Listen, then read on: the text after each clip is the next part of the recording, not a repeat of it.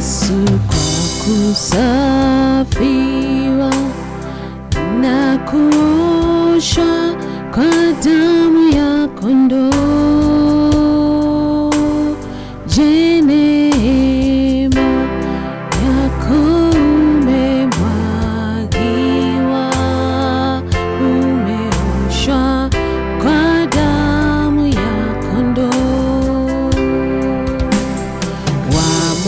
Wamwendea Yesu kwa kusafiwa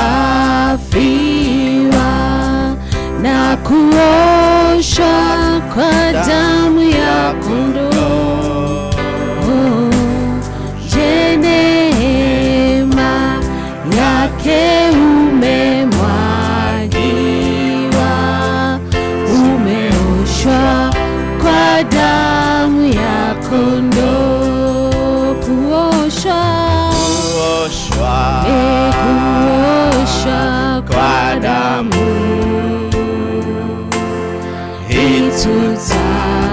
itutakasayo ya kondoo, ziwe safi nguo nyeupe mno, umeoshwa kwa damu ya kondoo.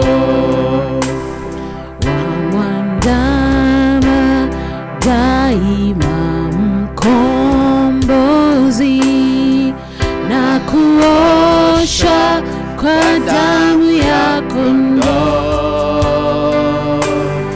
yako, kwa msulubi wa makazi, umeoshwa kwa damu ya kondoo.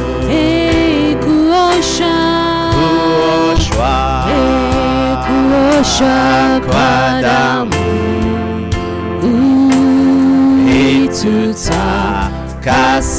itutakasayo ya kondoo, ziwe safi nguo nyeupe mno, umeoshwa kwa damu ya kondoo.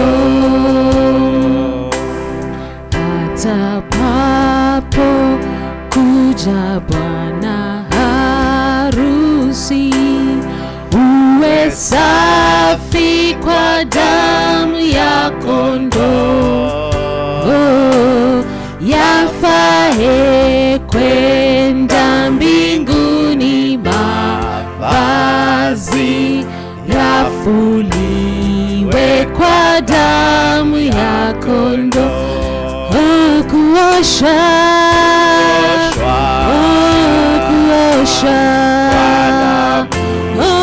kwa damu itutakasayo ya kondoo, ziwe safi nguo nyeupe mno, umeoshwa kwa damu ya kondoo. Yatupwe yaliyo na takataka, na uoshe kwa damu ya kondoo. Huo ni kijito cha tiririka, na uoshwe kwa damu ya kondoo. Kuosha kwa damu itutakasayo ya kondoo, ziwe safi nguo nyeupe mno, umeoshwa kwa damu ya kondoo. Kuoshwa kwa damu itutakasayo, ziwe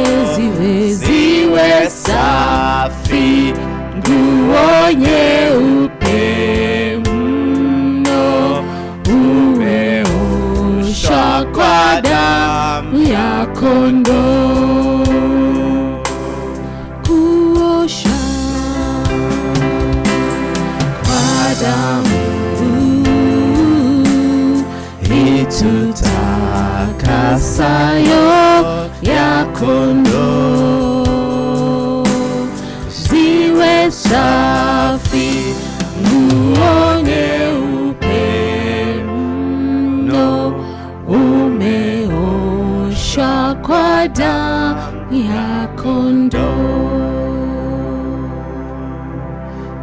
Haleluya. Na kusalimu kwa jina la Bwana wetu Yesu Kristo. Ni wakati mwingine tumepata kibali kuweza kutamka nawe kwa lugha tunayoipenda ya Kiswahili. Jina langu ni Alfred Muthomi. Unaweza ukaniita ndugu na nitaitikia ndugu Alfred Muthomi, na niko na kibali hiki na furaha kubwa kuweza kuhudumu na mke wangu tena, na yatakusalimia. Na kusalimu kwa jina la Yesu Kristo. Naitwa Makena Muthomi na kukaribisha sana kwa huduma ya leo. Basi karibu. Tunapoendelea, tunampa Roho wa Bwana Mtakatifu nafasi ili aweze kuhudumu sawa sawa na jinsi yeye mwenyewe apendavyo. Leo tunaanza mfululizo wa mafundisho, na kichwa chake ama kichwa cha somo la mafundisho yetu ni kuomba. Kichwa cha mafundisho yetu ni kuomba, na wala sio maombi bali ni kuomba. Mara moja utauliza, je, kwani kuna tofauti gani ya maombi na kuomba? Bwana Yesu asifiwe. Na swali hilo ni swali linalofaa sana, kwa sababu hayo sio jambo moja. Kuomba si tofauti sana na maombi. Yaani kuomba ndiko kuna sababisha maombi. Bwana Yesu asifiwe. Kwa hiyo kuna kitendo na kuna tendo. Kitendo ni kuomba na tendo kile ambacho kinachotendwa ni maombi. Bwana Yesu asifiwe. Kwa hiyo kutenda, unapotenda unaomba, lakini ule mwisho ama matokeo ya kuomba ni maombi. Bwana Yesu asifiwe. Tutakuwa tunaamini Roho Mtakatifu wa Mungu atatufundisha ama atasema na mioyo yetu kuhusu kuomba kwa wiki ambazo zinazofuatilia, na tutakaa kwa jinsi ya kumsikia yeye. Kumbuka, imani huja kwa kusikia na kulisikia neno la Kristo.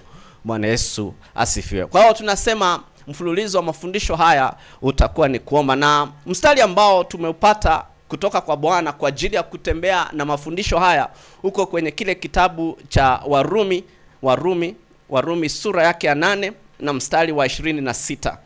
Sio mstari ambao ni mgeni kwetu, lakini tukae mkao ambao tutaweza kusikia Roho Mtakatifu akiweza kusema na sisi. Warumi sura ya 8 na mstari wa 26 nitasoma. Kadhalika Roho naye hutusaidia udhaifu wetu, kwa maana hatujui kuomba jinsi ipasavyo, lakini Roho mwenyewe hutuombea kwa kuugua kusikoweza kutamkwa. Roho mwenyewe hutuombea kwa kuugua kusikoweza kutamkwa. Mambo kadhaa ambayo pengine ningetaka ni kuweze kushirikisha baada ya ufafanuzi huo ama definition hiyo, ni kwamba Bwana Yesu alisema, ama maandiko yamesema ya kwamba sisi tuombe bila ya kukoma. Wathesalonike wa kwanza sura ya 5 na sura ya 5, niruhusu nisome tu kwa haraka. Wathesalonike wa kwanza sura ya 5 na ule mstari wa 17. Neno la Bwana linasema ombeni bila kukoma. Halina zaidi ya kuongeza, linasema ombeni bila kukoma. Ombeni bila kukoma. Kwa hiyo ni jambo ambalo tunatakiwa kimaandiko sisi ambao ni waaminio ya kwamba tunatakiwa kuomba bila ya kukoma. Lakini watu wengi watauliza, kwa nini tuombe? Kwa nini tuombe? Bwana Yesu Kristo asifiwe. Kwa nini tuombe? Kwani tusipoomba ni kipi ambacho kitatendeka? Neno linasema ombeni bila ya kukoma. Ombeni bila ya kukoma. Bwana Yesu asifiwe. Inatupasa tuombe kwa sababu sisi wanadamu ambao tuko upande huu wa mbingu ama tuko duniani, ni agizo ambalo tumepewa na Bwana wetu Mungu, Bwana wetu Yesu Kristo, ya kwamba tuombe bila kukoma. Lakini kingine ambacho ningetaka pia nikushirikishe tunapoendelea katika somo hili ni kwamba tunapoomba atuombi ili tumjuze Mungu chochote ambacho akijui tayari. Bwana Yesu asifiwe. Maandiko hayo utayapata kwenye kitabu cha Mathayo ukitaka ile sura ya 6 na mstari wake wa 7 na 8. Sikiza: nanyi mkiwa katika kusali msipayuke payuke kama watu wa mataifa, maana wao hudhani ya kuwa watasikiwa kwa sababu ya maneno yao kuwa mengi. Basi msifanane na hao, maana Baba yenu anajua mnayohitaji kabla ninyi hamjamuomba. Nataka ushike maneno hayo yako kwenye mstari wa 2. Nasema Baba yenu anayajua mnayohitaji kabla ya nyinyi hamjaomba. Bwana Yesu asifiwe. Kwa hiyo kama Bwana Baba wetu anayajua kile ambacho tunachohitaji, ni kwa nini tuombe? Ni jambo ambalo linapaswa tujue kwa nini tuombe. Mungu anajua mahitaji yangu, anajua yale anataka kuyafanya tayari, lakini ninapaswa mimi, wewe ambao ni mwaminio, unapaswa uombe. Unapaswa uombe kwa sababu hapa tunasikilizishwa na maandiko ya kwamba ombeni bila ya kukoma. Kumbuka tunaongea habari za kuomba, ambacho ni kitendo kinachosawazisha, kinachosababisha maombi. Ombeni bila kukoma. Na hapa tunaona Mungu anayajua mambo yote. Yale ambayo utakayaomba tayari Mungu anayajua. Yale ambayo haujayaomba tayari Mungu anayajua. Changamoto unazo Mungu anazijua. Shida unazo Mungu anazijua. Yote Mungu anayajua. Lakini hapa Biblia inasema tusipayuke payuke. Mungu anajua kila kitu ambacho. Haya ni maswali ambayo yameulizwa sana. Kama Mungu ana nguvu zote na uweza wote, ni kwa nini basi inatupasa sisi tuombe ili akaweze kufanya jambo? Kuja twende pamoja kwenye kile kitabu cha Mwanzo. Tuanze Mwanzo sura ya 1 na ule mstari wake wa 26. Mstari huu umesomwa sana na hakuna yeyote ambaye ameweza kufafanua akaumaliza. Bwana Yesu asifiwe. Na mimi nitajaribu kadri ya Roho Bwana ananipa msaada, nitajaribu nami kuweka sehemu yangu ambayo nimepewa kwa ajili yako na kwa ajili yangu. Mstari wa Mwanzo ama Genesis sura ya 1 mstari wa 26. Mungu akasema, ninasoma. Mungu akasema, na tumfanye kwa mfano wetu, kwa sura, na tumfanye mtu ama tumuumbe mtu kwa mfano wetu, kwa sura yetu, wakawatawale samaki baharini na ndege wa angani na wanyama na nchi yote pia, na kila chenye kutambaa kitambaacho juu ya nchi. Nataka nikutazamishe jambo pale mpendwa. Mungu alisema tumfanye mwanadamu kwa sura yetu ndipo atawale. Utawala ambayo mwanadamu alipewa ni kwa sababu alikuwa na sura ya Mungu Baba. Bwana Yesu asifiwe. Wale ambao wanaongea lugha ya Kiingereza, alikuwa na image ya Mungu. Bwana Yesu asifiwe. Kwa hiyo utawala ama rulership ambayo alipewa ni kwa sababu alibeba image ya Mungu. Kisa na maana ni nini? Mungu alitaka mwanadamu atawale kana kwamba ni yeye mwenyewe anatawala. Bwana Yesu asifiwe. Mungu alitaka mwanadamu aliyemuumba atawale kana kwamba ni yeye mwenyewe anatawala. Kwa hiyo akampa sura yake, image yake, ili aweze kutawala jinsi ambaye yeye mwenyewe angetawala kama angelikuwa analitawala hapa duniani. Bwana Yesu Kristo asifiwe. Kwa hiyo nataka nikutazamishe, tunaendelea kusema kwa nini tuombe. Hapa tunaona Mungu alimpa mwanadamu utawala. Bwana Yesu asifiwe. Nataka pia tuende pamoja kwa kile kitabu cha Warumi. Kile kitabu cha Warumi mstari wake wa 11, mstari wake wa 11 na sura yake ya 11. Warumi, Romans 11 verse 29. Warumi 11 sura ya 11 na mstari wa 29. Neno linasema kwa sababu karama za Mungu hazina majuto wala mwito wake wala mwito. Na ukisoma kwa Kiingereza inasema for the gifts and calling of God are without repentance. Bwana Yesu asifiwe. Translation ama tafsiri za Kiingereza ambazo zina kizungu chepesi itasoma namna hii. Nipe tu nafasi hiyo niweze kukusomea ili tuweze kuyashikanisha mambo haya kwa jinsi anatupa Roho Bwana, kwa jinsi inavyofaa. Ukisoma kwa tafsiri za Kiingereza za kisasa, kitabu cha Warumi sura ya 11 na mstari wa 29 inasema for God's gifts and his call are irrevocable.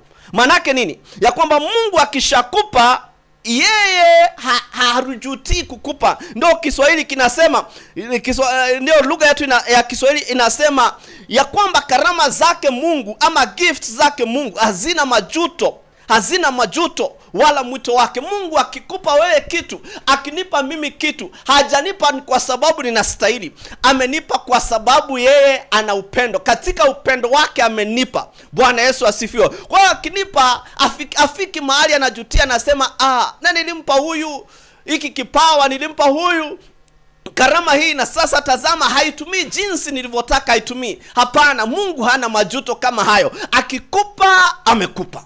Bwana Yesu asifiwe.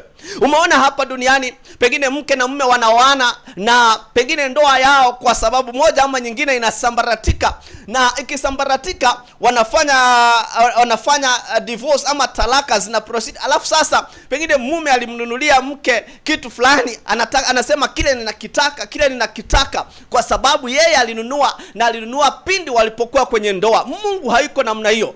Karama za Bwana hazina majuto. Bwana Yesu asifiwe. Sasa nimekusemesha ya kwamba Mungu alimpa mtu utawala ili atawale kwa sura yake. Haleluya. Tunajua ya kwamba Mungu ama mwanadamu, mtu ambaye aliyepewa utawala huyo aliitwa Adamu. Kwa mwana Adamu naye baadaye akafarakana na Mungu kwa njia ya kutotii sauti ya Bwana. Bwana Yesu asifiwe. Hatutaenda kwa jinsi hayo mambo yaliyotendeka, lakini alipofarakana na Bwana, ile sura yake haikubaki pale. Bwana Yesu asifiwe. Kwa hiyo hangeweza kutawala kwa sura yake Mwenyezi Mungu. Akaanza kutawala kwa jinsi ambavyo haifai. Bwana Yesu asifiwe. Pamoja na hayo, neno la Bwana linasema wito na karama za Bwana hazina majuto. Kwa hiyo pamoja na kwamba mwanadamu alianguka, Mungu hakuchukua utawala aliompa. Alibakisha utawala aliompa mikononi mwake. Na kwa hiyo Mungu akitaka kulifanya jambo lolote hapa duniani kama jinsi alivyopanga hapo awali, ni kwamba yule ambaye aliyemuumba atawale lazima mshirikishe. Bwana Yesu asifiwe. Utauliza, kwani Mungu mwenye nguvu zote hawezi akaingilia kati? Hawezi akaja bila kushirikishwa? Ninasema Mungu akikupa kitu amekupa. Alimpa mwanadamu atawale duniani. Bwana Yesu asifiwe. Na kwa hiyo akampa na akamaliza hayo. Mwanadamu alipoanguka, maana yake ni kwamba hangeweza kutawala na sura ya Mungu. Changamoto zikaja, ugumu ukaja, mambo mengi yakaja. Pamoja na hayo, mwanadamu alitaka tena kuweza kutawala. Ukisoma katika maandiko, ukifikia ile sura ya 5 mwisho, unaona wanadamu sasa walipoanza kulitia jina la Bwana. Bwana Yesu asifiwe. Kwa hiyo mwana Adamu alipoanguka kwa kukosa kutii, utawala haukuondolewa kwake. Alizidi kutawala. Naye Mungu kwa sababu ni mwaminifu, ukisoma maandiko yanatueleza Zaburi sura ya 138 138 verse 2 inatuambia Mungu ameliweka neno lake juu ya jina lake. Neno alilomtamkia mwanadamu ya kwamba atawale, hatalivunja hata siku moja, hakulivunja. Kwa hiyo mwanadamu alizidi kutawala, hata kana kwamba hakuwa anaweza kutawala kwa sura ya Mungu, kwa sababu alikuwa amefarakana na Mungu na akatenganishwa na Mungu. Kuanzia pale ilibidi sasa mwanadamu akitaka tena Mungu aje, lazima amshirikishe. Njia ambayo tumepewa sisi kwa kumshirikisha Mungu ni njia ya maombi. Ni njia ya maombi, na huwezi kufikia maombi bila kuomba. Bwana Yesu asifiwe. Kwa hiyo njia tumepewa, utasema ni njia ya kuomba. Katika kuomba unaweza ukamshirikisha Mungu. Mwanadamu anazo changamoto nyingi sana. Katika kutawala kule, alipoendelea kutawala bila sura yake Mwenyezi Mungu, akapata changamoto ni nyingi.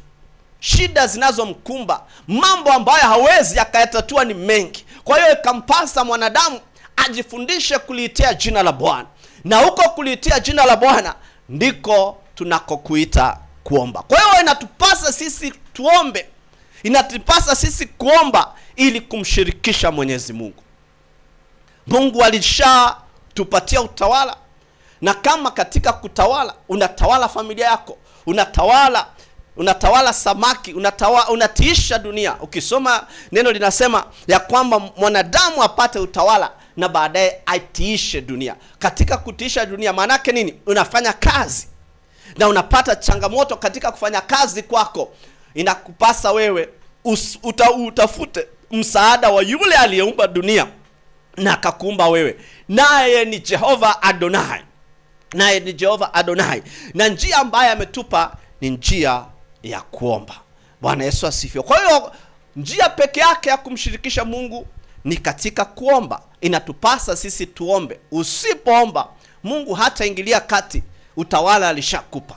Lakini ukiomba, unamwambia na kuomba, na kusihi, na kukaribisha uweze kuingilia kati. Ndio sababu inatupasa sisi tuweze kuomba.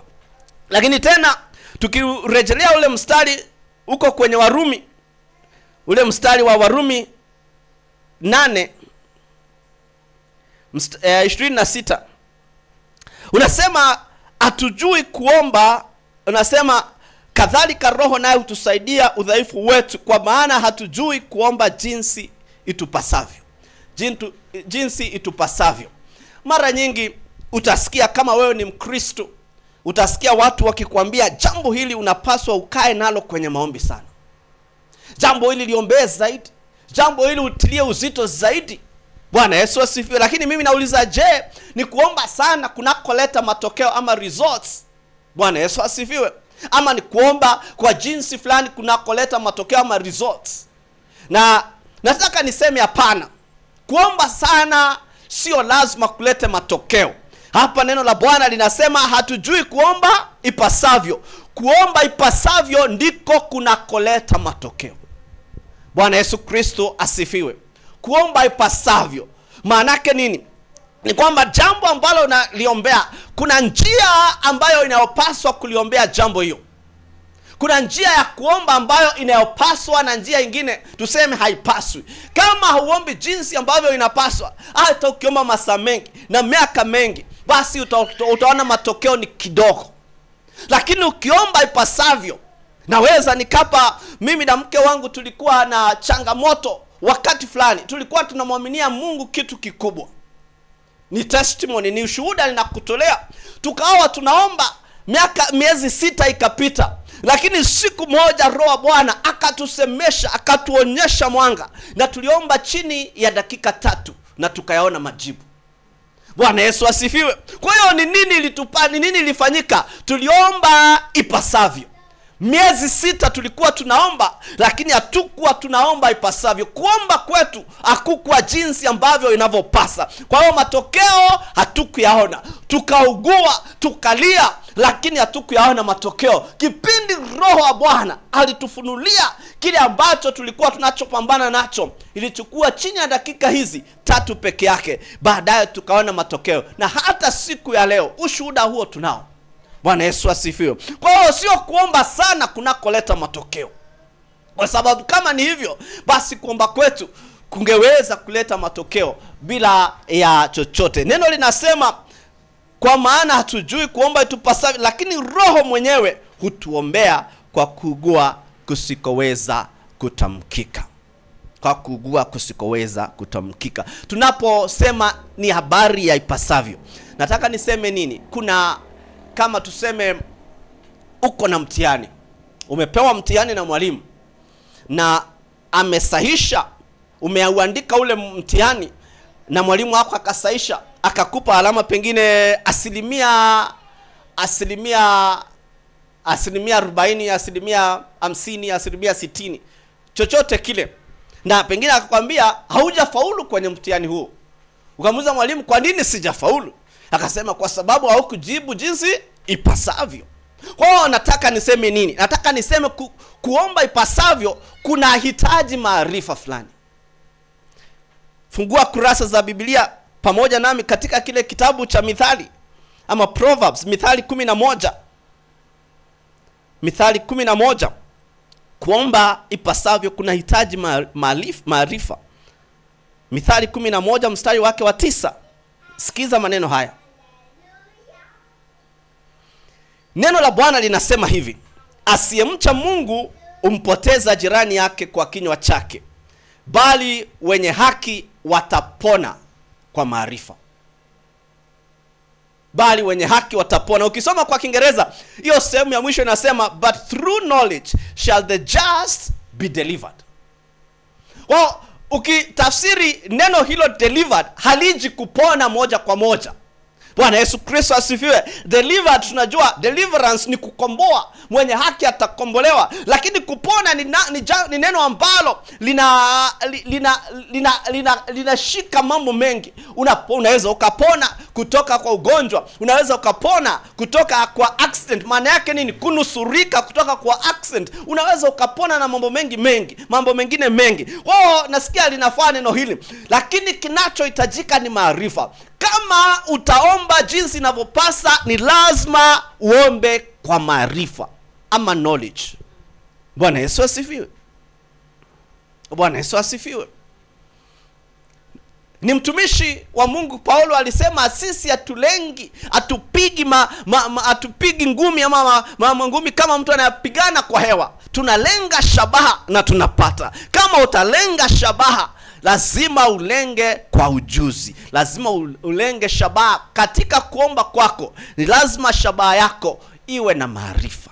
Lazima iwe na maarifa. Mpendwa, umekuwa ukiomba sana, umekuwa kwenye kuomba sana, lakini hujaona matokeo. Je, unaomba kwa maarifa? Neno linasema ya kwamba tujui kuomba ipasavyo, bali Roho Mtakatifu anatuombea. Bwana Yesu asifiwe. Unaomba kwa maarifa. Pengine unahitaji kuomba muda mrefu, hayo ni maarifa, lakini hujui. Lakini pengine unahitaji kuomba kitu ambacho ni specific, haujui. Lazima upate maarifa. Lazima upate maarifa. Naye mkufunzi hajabadilika, ni Roho wa Mungu Mtakatifu. Yule ambaye ana maarifa yote hajabadilika, ni Roho Mtakatifu. Ndipo neno linasema ya kwamba anatuombea yeye. Roho Mtakatifu anatuombea. Nitakaa tena kwenye ule mstari, sitaki kabisa usahau mstari huu. Warumi 8 mstari wa 26 unasema tena, unasema kadhalika Roho naye hutusaidia udhaifu wetu. Ni udhaifu tulionao, kwa maana hatujui kuomba jinsi tupasavyo, lakini Roho mwenyewe hutuombea kwa kuugua kusikoweza kutamkika. Roho lazima hahusike katika kuomba kwako, ili sisi tupate maarifa, ili tuweze kulenga shabaha mahali inavyopaswa kwenye maombi, ili tusiutumie muda mwingi na kuona matokeo kidogo. Lakini pia nataka niseme, unaweza ukawa na maarifa yote ya kuomba ili uombe pasavyo. Unaweza ukawa na maarifa yote, lakini kama utakosa kitu cha msingi ambacho ninataka kuangazia sasa, maarifa yako hayatakusaidia. Hiki kitu cha msingi kimeangaziwa. Bwana Yesu asifiwe. Hiki kitu cha msingi kimeangaziwa katika kitabu cha Yakobo ama James, sura yake ya 5 na mstari wa 16. Wacha nikusomee. Yakobo, unaweza ukawa na maarifa yote, lakini hauna msingi ambao faao. Neno la Bwana linasema hivi, ungameni dhambi zenu ninyi kwa ninyi na kuombeana mpate kuponywa. Alafu sikiza, kuomba. Kumbuka tunaongea habari za kuomba. Kuomba kwake mwenye haki kwafaa sana, akiomba kwa bidii. Kuomba kwake mwenye haki kunafaa sana. Praise the Lord. Bwana Yesu asifiwe. Neno linasema kuomba kwake yule ambaye aliye na haki. Ukisoma maandiko katika Yohana, nasema hivi, Yohana 9, tushikanishe kwa pamoja. Yohana 9 ule mstari wa 31. Sikiza jambo hili ambalo watu wengi ni kama wamelisahau kabisa. Yohana 9 mstari wa 31 inasema, twajua ya kuwa Mungu hawasikii wenye dhambi. Tunajua ya kuwa Mungu hawasikii wenye dhambi, bali mtu akiwa mcha Mungu na kuyafanya mapenzi yake humsikia huyo. Bwana Yesu asifiwe. Kwa hiyo mtu ambaye ni mcha Mungu, mtu ambaye ni mwenye haki. Turejee pale katika kitabu cha Yakobo. Tunasema nini? Neno la Bwana linatuambia ya kwamba mwenye haki ndiye anayesikizwa na Mungu. Kuomba kwake ndiko kunakoleta matokeo. Kwa hiyo haki ni kitu cha msingi katika kuomba kwako na kuomba kwangu. Ndio unaweza ukawa na maarifa lakini hauna haki. Ninaposema haki ni nini? Nasema righteousness. Hauko righteous mbele za Mwenyezi Mungu. Wengine watasema, mtumishi, sije kila mmoja wetu alipokoka alipokea hiyo righteousness ama haki? Na mimi nakubaliana na wewe kabisa. Lakini hiyo haki ambayo inahitajika kwenye maombi sio ile ulioipokea ambayo wakati ulipokoka. Wewe na mimi tulipokoka, Mungu alitupa haki ama righteousness ambayo si ya kwetu, ni righteousness ya Mwokozi wetu Yesu Kristo, ambayo inatusaidia kuweza kuja kwa Mungu. Bwana Yesu Kristo asifiwe. Haki ambayo tulipata, righteousness, inatusaidia kuweza kumkaribia Mungu. Kwa sababu gani? Kama tungekuwa na haki nyingine ama righteous nyingine ambayo inatokana kwetu mbele za Mwenyezi Mungu ambaye ni mtakatifu, itakuwa ni kama matambara machafu ambayo yameraruka. Nabii Isaya ameangazia hayo. Kwa hiyo tulihitaji haki ambayo itakuwa ni mlango wetu kuingilia ili tuweze kufika kwa Bwana. Naye Bwana ndiye anayetutakasa. Bwana Yesu asifiwe. Kwa hiyo tulihitaji haki ambayo tutaweza kuipata ili tuweze. Kwa kifupi, haki ama righteousness ambayo mimi tulipata wakati tulipookoka.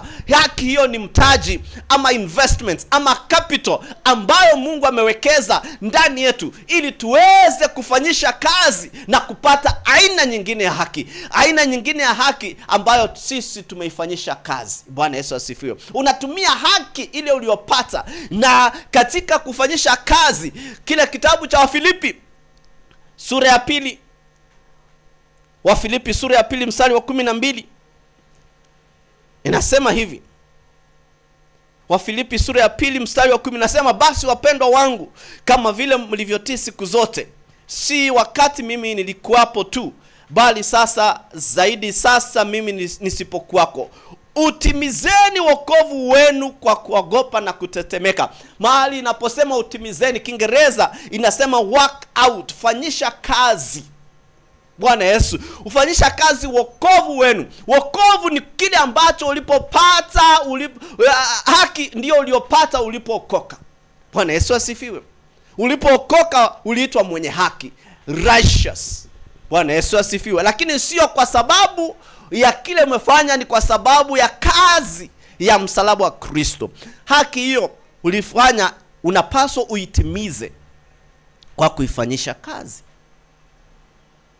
Bwana Yesu asifiwe.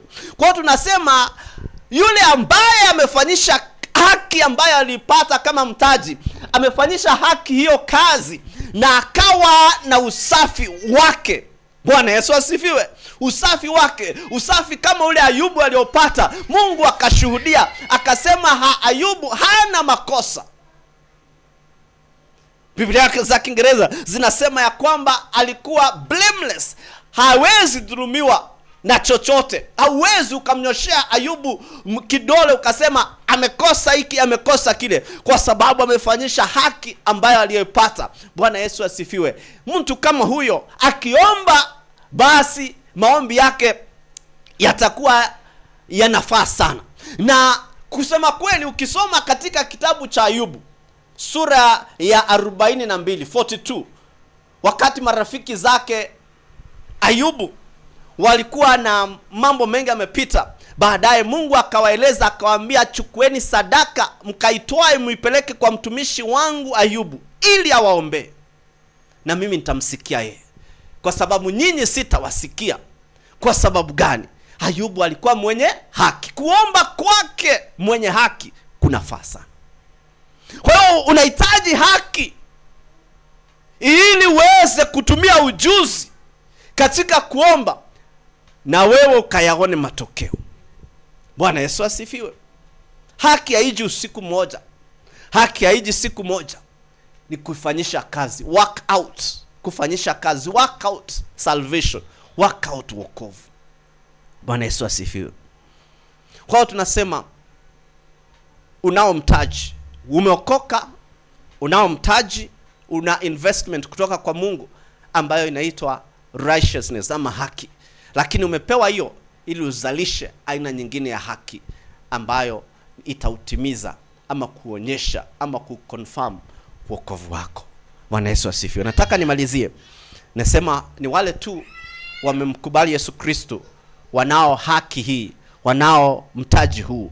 Lakini sio lazima wewe ambaye hujamkubali Yesu Kristo ubaki hauna haki hii. Fungua pamoja na mimi kama una Biblia yako, ama unisikize kama hauna, kile kitabu cha Mathayo sura yake ya 6 na mstari wa 33. Matthew 6:33. Tena ni mstari ambao unajulikana na wengi. Biblia inasema hivi: basi utafuteni kwanza ufalme wake na haki yake. Nitaka nikutazamishe hapo. Tafuteni ufalme wake na haki yake, na hayo mengine yote mnayohitaji mtazidishiwa. Mtafuteni tena. Kwa hiyo utafute. Haki inatafutwa, inafanyishwa kazi. Lakini pia maandiko yanatueleza, wale ambao ni wasomi wa Biblia watajua maandiko yanasema ya kwamba huwezi ukauona ufalme kama haujaokoka. Biblia inasema tafuta ufalme wake na haki yake Mwenyezi Mungu. Hii haki utahitaji kuifanyisha kazi ili uweze kuona matokeo kwenye maombi yako. Bwana Yesu asifiwe. Lakini hapa pia tunaambiwa ili tuzidishiwe yale ambayo hatujaomba, pia Mungu ako tayari kutuzidishia kwa sababu anajua tunahitaji. Lakini haya atatupatia kama tukiupata ufalme wake na haki yake. Kile kitabu cha Yohana kinasema huwezi ukauona ufalme wa Mungu kama hujaokoka. Yohana sura ya 3 mstari wa 5. Inasema Yesu akamjibu, amina amini nakwambia, mtu asipozaliwa kwa maji na kwa roho hawezi kuingia ufalme wa Mungu. Mstari wa 3 nasema Yesu akajibu akamwambia, amina amini nakwambia, mtu asipozaliwa mara ya pili hawezi kuona ufalme wa Mungu. Yohana 3 mstari wa 3. Mtu asipozaliwa mara ya pili hawezi kuona ufalme wa Mungu. Tafuteni ufalme na haki. Utauonaje ufalme kama hujazaliwa?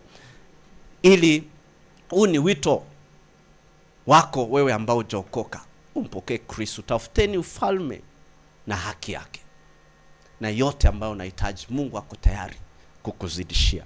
Ufalme huu utauona kama hujaokoka. Hujaokoka, haujampokea Bwana Yesu Kristo kuwa Bwana na Mwokozi wako. Unaweza ukafanya hivyo hata sasa hivi.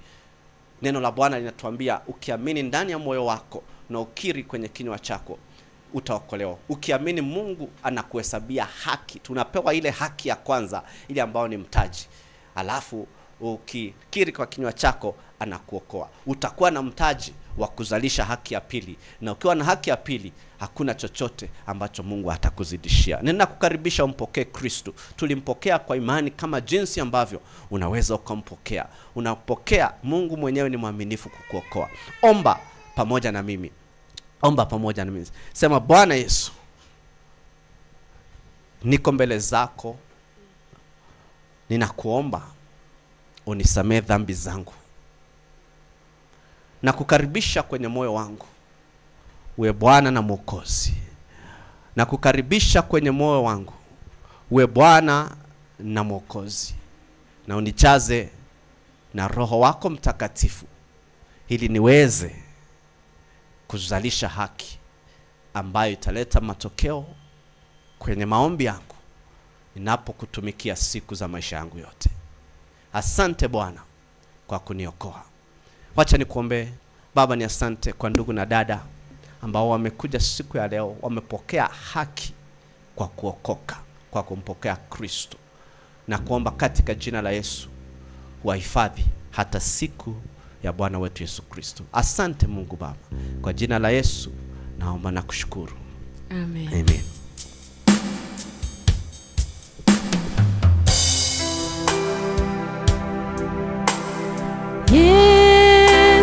kwetu ni rafiki,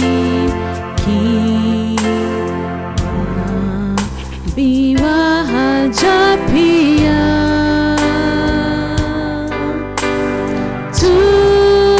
Tukiomba kwa Baba,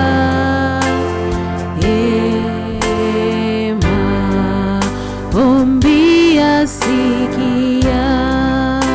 Oh Yesu, Yesu kwetu ni rafiki, waambiwa haja pia.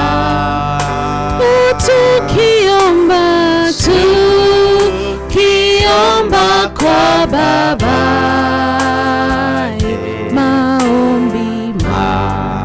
maombi yasikia. Lakini twajikosesha,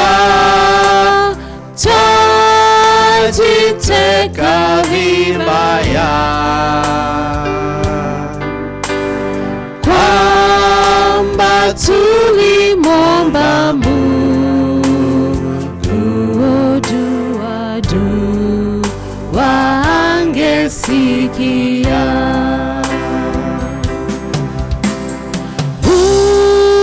Unafiki na maonjo,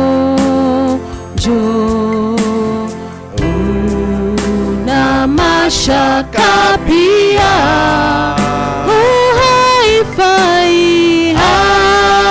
haifai kufa moyo, dua watasikia. Hakuna mwingine mwema wa kutuhurumia,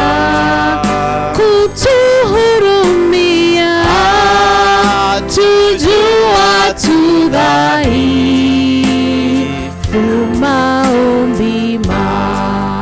maombi yasikia.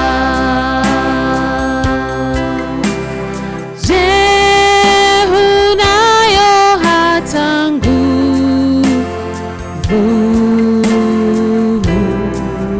wezi kuendelea,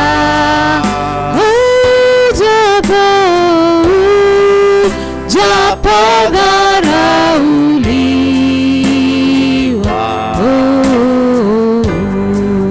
japo rushwa pia. Ona watu wangekudharau, wapendao dunia,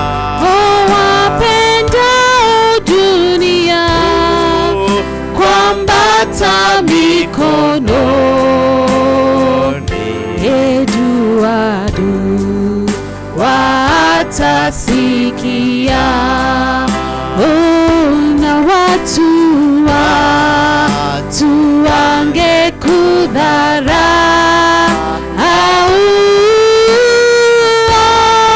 wapendao dunia,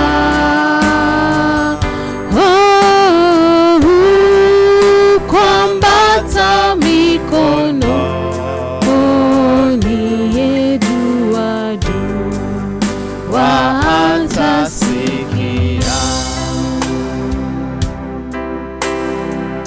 Hakika pamoja na kwamba neno lako linatusihi tusiombe vibaya, Mungu wetu hauachi kunyosha mkono wa rehema kwetu.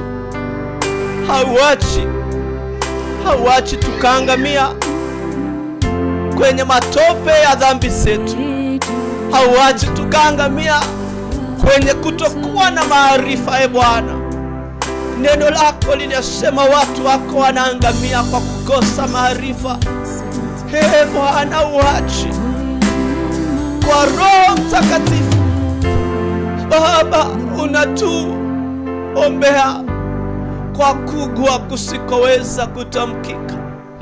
Tuko mbele zako Baba wetu wa mbinguni, kwa jina lake Yesu Kristo, tukiukubali udhaifu wetu, ya kwamba kuomba kwetu kunakosa haki, kuomba kwetu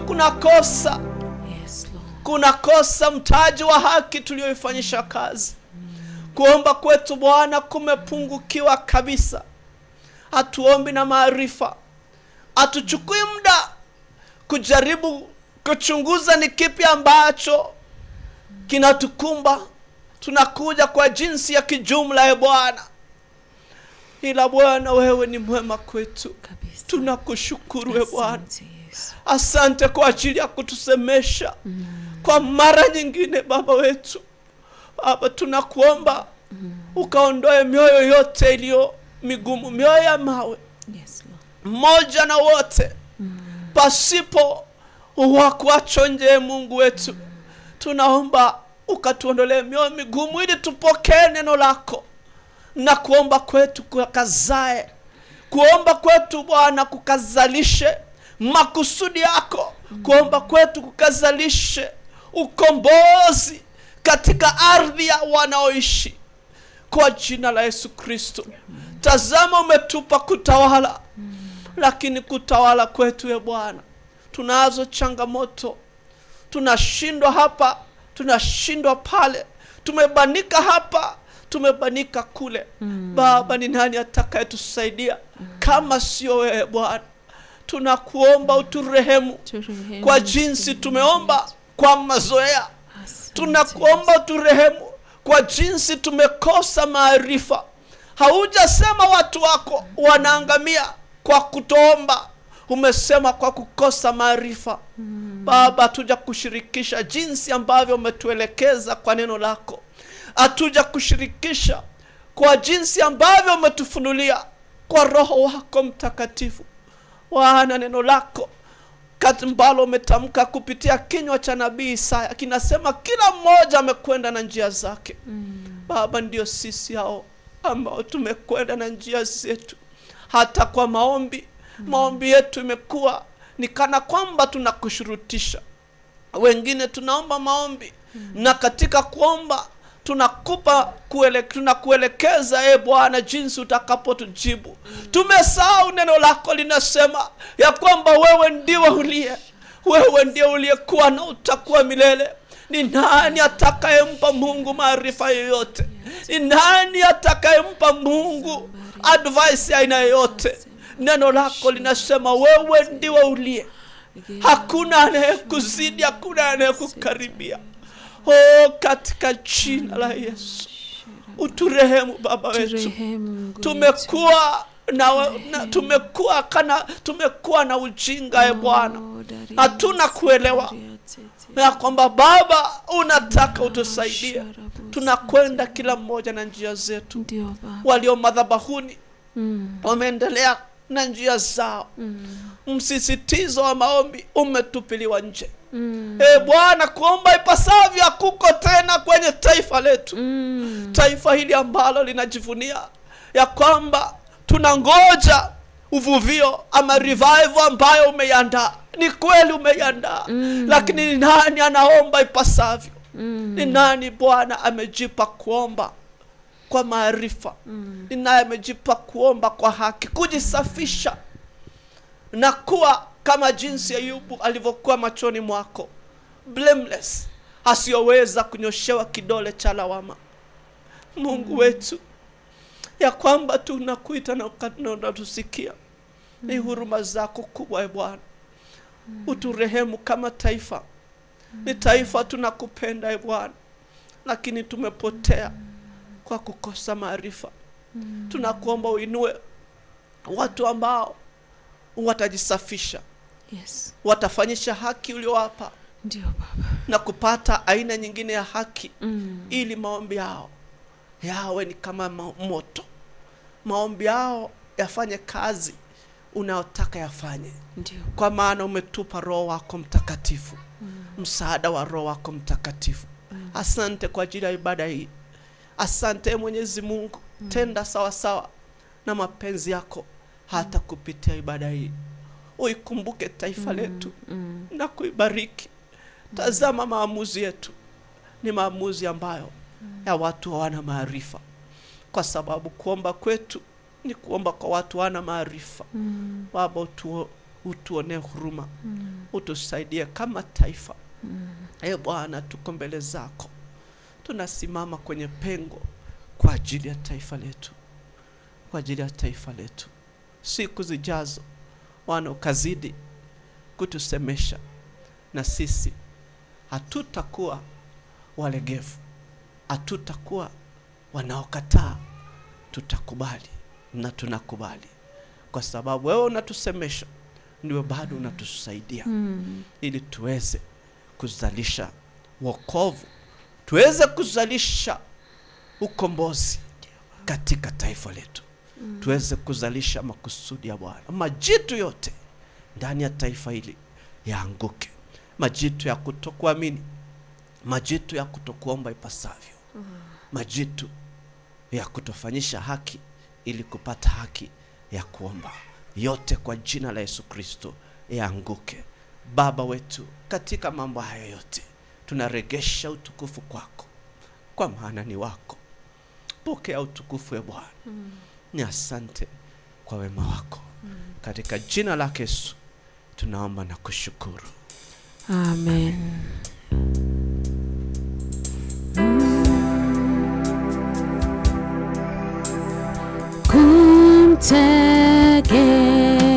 Kumtegemea Mwokozi wangu tamu kabisa, kukubali neno lake, anina raha moyoni,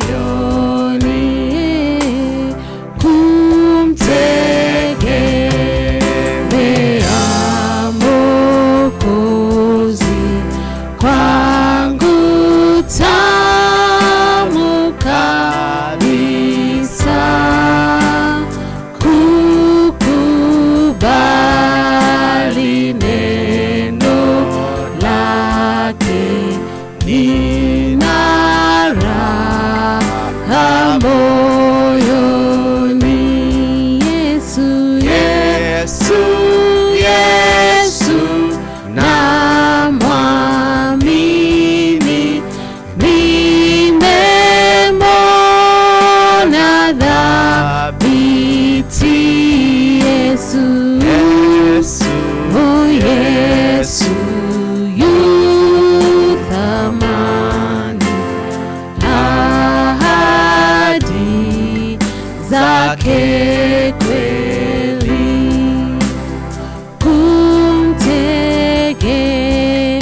kumtegemea Mwokozi kwangu tamu kabisa,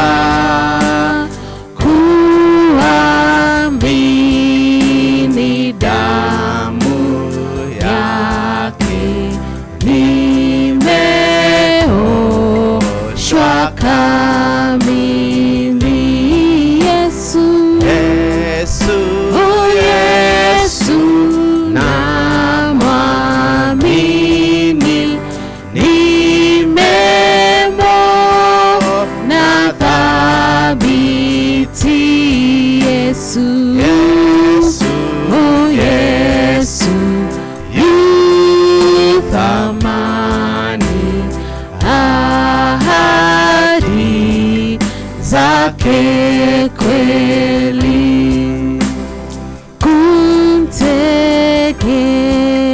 kumtegemea Mwokozi kwangu tamu kabisa, kwake daima napata uzima na amani. Yesu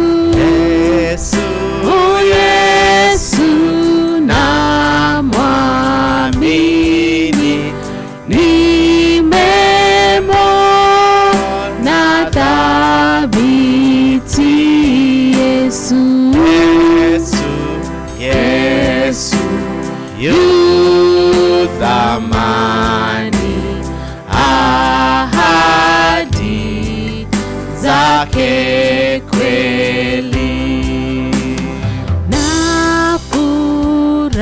Nafurahi kwa sababu